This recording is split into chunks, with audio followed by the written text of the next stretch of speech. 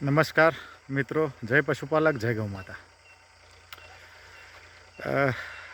સાબરકાંઠા અને અરવલ્લી જિલ્લાના તમામ પશુપાલકોની જાણકારી માટે હું એક માહિતી તમારી સાથે શેર કરવા માગું છું. સાબર ડેરીની એ માહિતીમાં એવું છે કે હવે આ લોકો સાબર ડેરીના 25-50 કરોડ રૂપિયા પોતાના સંતાનો દ્વારા ઘરે લઈ જવાના પ્લાનિંગમાં છે. એટલે હું તમને સમજાવું એ પ્લાનિંગ કેવું છે. હવે એમના સંતાનો જે ડિરેક્ટરો અને ચેરમેન છે એમના સંતાનો રિટાયર્ડ થવાની તૈયારીમાં છે.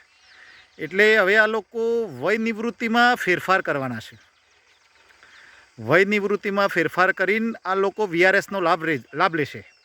વીઆરએસ એટલે વોલેન્ટરી રિટાયરમેન્ટ સ્કીમ.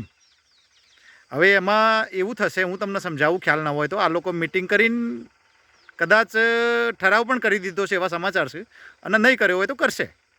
હવે એમાં એવું છે કે એમના જે સંતાનો રિટાયર્ડ થાય છે એમની એ જ પ્રમાણે રિટાયર થતા હશે, પણ આ રિટાયર્ડની જે 55 લિમિટ છે આપણી 58 કરશે હવે, બરાબર. અને 58 કર્યા પછી આ લોકો સ્વૈચ્છિક નિવૃત્તિ લેશે.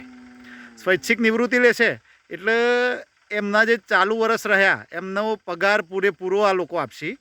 અને સાથે સાથે સ્વૈચ્છિક નિવૃત્તિના જે બીજા સ્પેશિયલ લાભ છે એમ કરીને એક એમ્પ્લોયને 80 લાખ રૂપિયા, 1 કરોડ રૂપિયા આપશે, જે પોતાના સંતાનોને આપશે, પોતાના મળતિયાઓને આપશે. અને એ રૂપિયામાં આ લોકોનું સેટિંગ છે.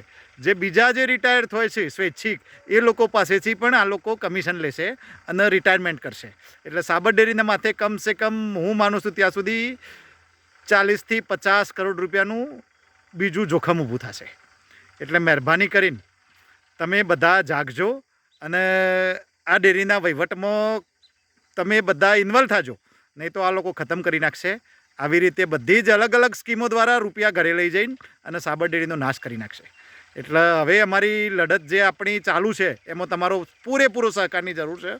અને જે કોઈ લોકોના તમારા ગામની સ્થાનિક દૂધ મંડળીમાં પૂછા, જે કંઈ ઠરાવ નથી થયા અને જે ઠરાવ બાકી છે એ ઠરાવ તમે તાત્કાલિક મોકલો.